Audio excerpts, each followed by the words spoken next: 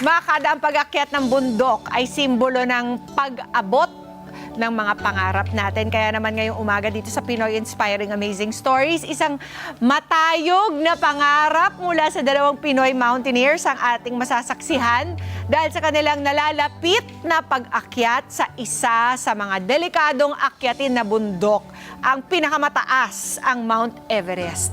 Let's all welcome Miguel Mapalad and Jeno Panganiban. Good morning, guys! Good morning. Thanks for being here. Bati muna kayo. Baka meron kayong mga gusto i-shout out. Shout out. Hello. Hello Shout out sa mga family kasama- namin. Oo, sa pamilya at saka sa mga kasama namin nag-hiking. Oo. Congratulations that the last kaakit nyo lang sa 22,000 foot na Mount Amadablam sa Nepal. Kailan to nangyari at kamusta ang inyong experience? Last November siya. November. Last year, November. Oo. Medyo mataas din to, ha? 20,000 Mataas po feet siya. din ito. What was the, at least, and it's almost in the same vicinity, nasa Nepal na kayo. Apo. Kamusta yung experience? I'm sure it was very cold. November pa naman kayo nagpunta. Kamusta, Miguel? Yun nga, sobrang malamig siya. Mga ano yung temperatura? Negative Umabot what? ako ng mga minus 30. Na minus 30 Oo, degrees? yung temperature plus yung wind pa niya na umaabot ng 50 kilometers per hour Oo. na hangin. So, challenging. Pero natapos. Ganong katagal yung proseso ng pag-akyat? Naabot kami ng almost 1 month. Sa, 1 month, sa ano? climb. Several camps din siya. Yes. Oo. At ito ba ang parang nagtulak sa inyo na pagkatapos nitong achievement na ito, si Jeno hindi sa kasamaang palad, hindi nakaakyat dun sa pinakatuktok because of some equipment. Yes. Ano nangyari, Jeno? Before ako sumama kay Miguel sa Mount Amadablam, galing na po ako sa katabing mountain din na Mount Manaslu, 8,100 meters din.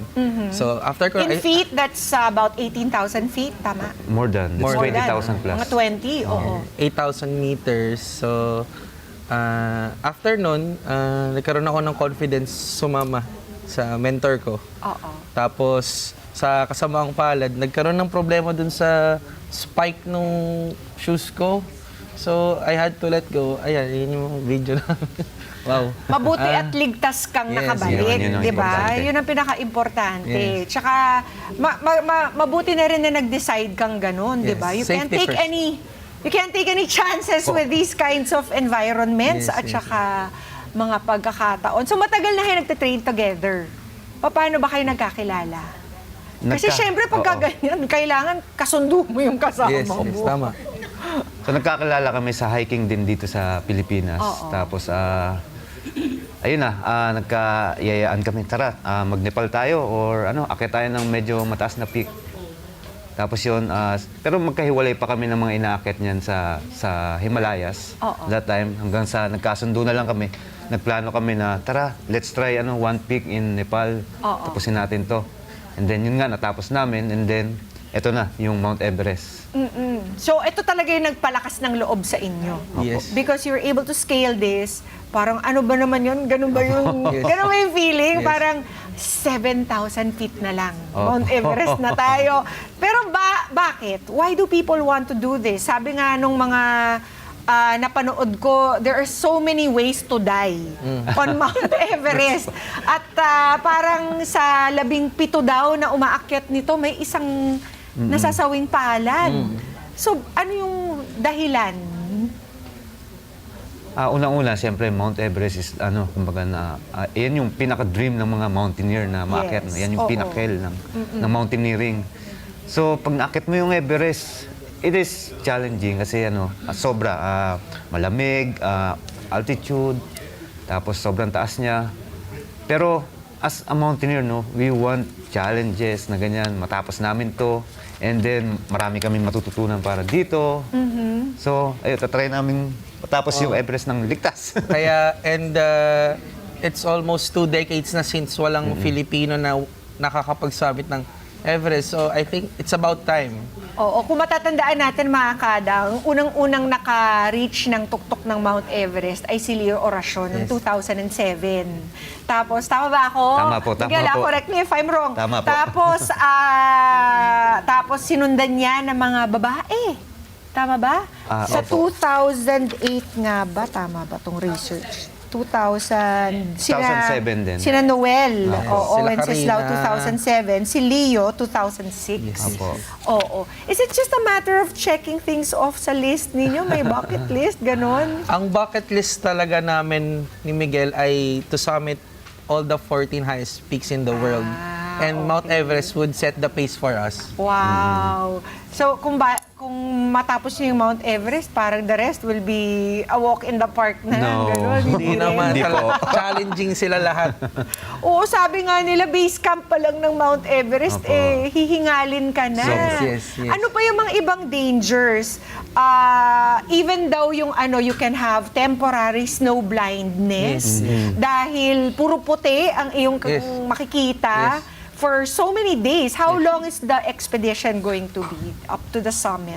Ano po siya, 60 days na expedition. 60 days. Kasi parang pagdating mo dun sa isang camp, you have to train, no? Mga 1 or 2 or 3 weeks para bago kayo talagang tuluyan Opo. umakyat. So, ang mangyayari is mag-aakyat baba kami to acclimatize to adapt our body sa ganung temperature. And at the same time, magdadala rin kami ng ibang mga supplies namin sa mga higher camps. Oo. So, yun po yung preparation niya. Anong preparation na ginagawa nyo sa ngayon? Leading up to your climb? In April, no? Tama? The best preparation for mountain climbing is mountain climbing itself. Oh! So, yun. iniisa-isa nyo na yung mga bundok dito. Opo, Alam ko, opo. ikaw, Miguel, you've scaled Mount Fuji, tama Opo, ba? Kung ano-ano na, Mount Opo, Kinabalu. Yes, Southeast Dami Asia. na, yan. oo. So, yun. Kami, nag-hike kami, sinasanay namin yung katawan namin sa higher altitude. So, para maging familiar kami sa lahat ng sa weather, sa ganyan, sa mga sakit. Tama. Usually, ganyan yung mga problema sa high altitude. Tapos yung katawan namin medyo fit na sa mga gantong terrain, no? So, yun lang. Kasi kailangan hindi rin masanay biro, no? Yung equipment ninyo, mga 50 kilograms din ang Opo. backpack, di ba? So, kailangan malakas. Kailangan So, malakas dala po. namin yung safety gear namin, yung oxygen tanks, Oxygen tanks. yung harnesses, Oo. lahat ng climbing equipment dala namin. Ice access, Ice access, mga yes. ganyan. Para sa safety namin. Oo. Sabi nga nila, ang Mount Everest daw, if you don't fall into the mountain, fall off the mountain will fall on you. Dahil meron pa mga avalanche to Opo. think about. Yan. Oo. So, sino-sino kayo? Ilan kayo sa expedition na ito? Ikaw, Miguel, ikaw, Jeno. Tapos, meron pa kayong mga Sherpa, Meron kaming team diba? na Sherpa na nagre-ready na ng aming ang mga tents namin, ng mga food. So yung logistics namin, yung guide, yung porters, yan naka-ready na for our expedition. Naka-ready na rin ba ang inyong mga tiyan? Ano bang kakainin dyan? Kasi sabi nila 20,000 calories daw ang nababurn because of the Yes. altitude and the effort. Ano bang kinakain dyan, Miguel? Masarap ba? Sa May base, adobo ba siya? yun ang Sana pinakamasarap. Yun ang pinakamasarap. So, usually, ang pagkain namin sa base camp, medyo comfort naman yung mga food namin. Ang nangyayari lang sa pagdating namin sa mga higher camps, yan yung medyo nagda-diet na kami sa pagkain kasi medyo mga mabilisang pagkain na lang mga kinakain namin. Correct. Mga noodles, mga ganyan, Oo, chocolates, noodles. Oo. chocolates for lunch, noodles Dapat high for... fat lang, Opo, no? Tapos opo. mabilisan. And at the same time, medyo sa higher altitude kasi medyo nawawala na rin yung appetite mo sa pagkain. Oo. So- Tsaka pati yung kakayahan mong makatulog ng maayos. Yun, Kung isa din kailan sa mo pa mga siya challenge. kailangan, doon ka pa hindi makakatulog. Oo, Doon sa last camp, 'di ba? Ang dami marami ka daw makikitang mga doon, mga bodies of Yes. people who never made it. Yes. Anong sabi ng mga pamilya niyo, guys? Sa family ko naman, I guess, Paano niyo sila kinonvince? na-convince ko na sila na ito yung passion namin. Na parang ito na talaga makapagpasaya sa amin. Sinusuportahan naman nila kami. All the way. Meron ba kayong mga iiiwang mga huling habilin just in case? Meron ba kayong binilin sa kanila? Insured na. May mga life insurance na kayo? Meron naman po. Oo, so kailan ang alis nyo? Abril na eh. Opo. Mauuna ako doon na mag-start ako ng April 4. Oo. Tapos si Geno will be there April 9. Actually, I'm leaving tomorrow Yeah. na parang sa last stretch ng training ko. So, kitayin ko na lang si Miguel ulit doon. Oo. At hindi rin biro, paano kayo, alam ko ikaw full-time mountaineer ka na, Miguel. Paano nyo finifinance itong magiging climb ninyo? I'm sure hindi biro ang expense Medyo, din. medyo challenging. Magkano ang kailangan naming bunuin? For Everest itself, no, sa amin dalawa, siguro aabot ng mga medyo nakakagulat pero Sige, gusto namin magulat. 6 to 8 million para sa aming dalawa. Para sa aming dalawa. Oo. So, 3 to 4 each person. Wow! So, paano nag-fundraising ba kayo? May mga sponsors? nagtatry for kami sure? mag-fundraise para sa expedition na to, no? Oo. So, meron din kaming parang back office team dito sa... Back office. may oo. team kami na tumutulong. Yes. May manager din kami. Okay. Para sa... Pero na-raise nyo na yung funds? Or you're still in the process? Nasa of process pa rin po kami. fixing it? Oo. Yan ang pinaka-challenging ano na. Oo nga. Oo. Pero ano ba yung siguro, ano na yung pinakamataas na na-summit ninyo and can you describe the feeling? Please help us understand si Jen kung siguro bakit nyo ito mag-explain. ginagawa. Ang Bukod sa pagbibigay syempre ng honor no sa ating bansa. Oo. Ano Yes. bang feeling, Jen? ang pinakamataas ko po na na-summit, 8th highest mountain in the world, Mount Manaslu. I was with a fellow Filipino, Emmanuel Palacio. Ang feeling ko noon, the only thing na nag-push sa akin is parang kailangan ko gawin to. It's for our country. Kailangan ma-recognize tayo. Kailangan natin makipagsabayan with other people na... You're so patriotic. All for the country. For the country talaga. And everyone was proud na may nakasamit na Filipino. But Ano yung mga hardest moments mo? trying to Hardest scale moments? that 8th tallest mountain. siguro yung mga acceptable na is yung mga windburns, snow blindness, nalulublob sa snow. Next na siguro yung Hypothermia, manageable naman kasi merong gamit eh. Okay. As Miguel said earlier, na negative 30 degrees. But I think around that kasi may sleeping bags naman, may summit suit naman. Ano yung pinakamahirap for you about that experience, Geno? Homesickness? Homesickness. Gano'ng katagal ka rin nawala kasi? 2 months. Oo, 2 months. 2 months. Sabi nila pwede rin ma-frostbite. Kompleto mo ba mga toes ng dalawa? Kompleto pa naman. Yun daw yung pinakadelikado Pero eh. after noon, nagpa-pedicure ako po. Parang nasulit naman yung session. Sulit naman. Buti hindi gumimap si ate. Sabi niya, Parang sulit naman kay ate. busy ako, sabi niya. Ikaw naman, Miguel, ano yung pinaka Ayun din. thrill for you? Oo. Yung pinaka-fulfillment?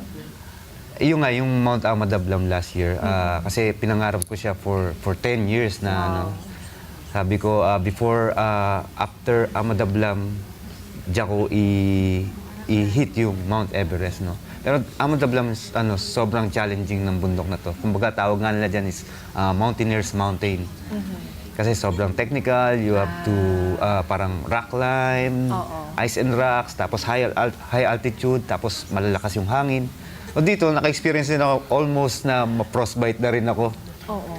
Awa naman, nakasurvive tayo dito, nakababa naman ng maayos. Oo. Pero sobrang challenging yung paakyat. Okay. Paakyat pa lang po yun, meron pang pababa. Exactly, that's a Oo. different matter. Kasi kung kailan, syempre nakaakyat ka, pagbaba mo, ito na yung Mas mahirap pinaka-weakest po. mo, Yes. di ba? Your weakest condition, Yes, you're yeah. so tired. Bababa ka pa. It's not easy. It's Opo. harder, I think. It's harder, more To go challenging. more than, dangerous. tama. Diba? Kasi ubos na kami. So hindi ko pa naririnig yung yung fulfillment. Puro hirap pa lang Puro naririnig hirap ko, Miguel. Ano yung pinakamagandang moment when you got up there? First is yung yung sa summit. Talagang naiyak ako doon sa pag-akit ko na yun. Kasi for 10 years na preparation ko rito, no, medyo matagal, tsaka malaking oras at gastos na rin, kumbaga. Yung time na mga nahihirapan ako sa pag-akyat, iniisip ko lang yung mga hirap din ng mga nangyari sa akin before habang nagpe-prepare ako dito sa climb ko na to. Sabi ko, kaya ko to, malalagpasan ko to. Sobra. Hindi ako papayag na hindi ko siya makuha ngayon kasi ito na yung tamang pagkakataon. Kumbaga, pag pinigilan ko pa yung sarili ko na umakyat, pagsisisihan ko to na mas matagal ako masasaktan. Oo. So, tinry ko siya kahit mahirap, hanggang sa nakarating ako sa tuktok. Maganda nga ba ang Tanawi? Super blue daw ng sky. Totoo ba? Priceless. Priceless Sobra. ang Tanawi. So, yung sinasabi ng cliche na tawag ng bundok, sobrang totoo siya. Wow. At pagkatapos nito, wag na muna natin pag-usapan yung pagkatapos. I-promise nyo na lang sa amin na you guys are going to take care. yes. Kapag merong hesitation, wag nyo nang ituloy. At Totoo pag po yan. syempre natapos nyo na ito, please come back. Yeah. At Yun ang, balikan nyo kami with your kwentos. Yun ang I-share nyo priority. sa amin ulit ang mga karanasan nyo. Yes. Diba? Anything you'd like Arcadas to know? Baka meron, saan ba kayo marireach para makapag-donate din sila, makapag-sponsor? Go ahead, Jan. So you may contact us in our Facebook account. That's Philippine 14 Peaks Expedition Team. Yun lamang. Maraming salamat po sa lahat ng sumusuporta and you may still continue to support us. Oo. At ano naman ang maipapayo ninyo sa mga iba pang mga mountaineers na katulad ninyo? Tapang nyo, grabe. Ang galing na mga Pinoy talaga, ibang klase. Kinakaya ang mga ganitong klase, mga challenges. Kahit tropical country tayo, Opo. di ba? Go ahead. Tuloy niyo yung Miguel. pangarap niyo. Kagaya ko, medyo mahirap, challenging yung pagdadaanan niyo sa pagtuloy ng pangarap niyo. Pero huwag kayo susuko. Tamang paghahanda, pag-ipon, pagpaplano, magagawa niyan. Amen. Mag-ingat kayong dalawa. Thank you. God be Thank with you. you, Miguel and Jeno. At maraming salamat for sharing us your plans and your stories. Mga kada, sabay-sabay po natin silang i-pray para sila po ay makabalik ng ligtas at maikwento nila Thank you. ang itong matinding honor na ibibigay nila sa ating bansa. Tandaan po na ang bundok ay hindi lamang isang pisikal na hamon, kundi isang pagkakataon upang mas makilala pa natin ang ating sarili. Bukod pa sa makita kung gaano kaganda ang ating kalikasan. At sa bawat pag-akyat po, natututo tayong lumaban at mangarap. Kaya, napakagandang inspiration ito para sa aming lahat. Maraming salamat, Thank you Miguel rin po. Thank you. at Jeno. Mga Kanet 25, this is Pia Guanyo Mago. For more Kada Umaga updates, please click the subscribe button and follow us on Net25 social media pages at Net25TV and at Net25 Entertainment Facebook page. See you guys. Bye!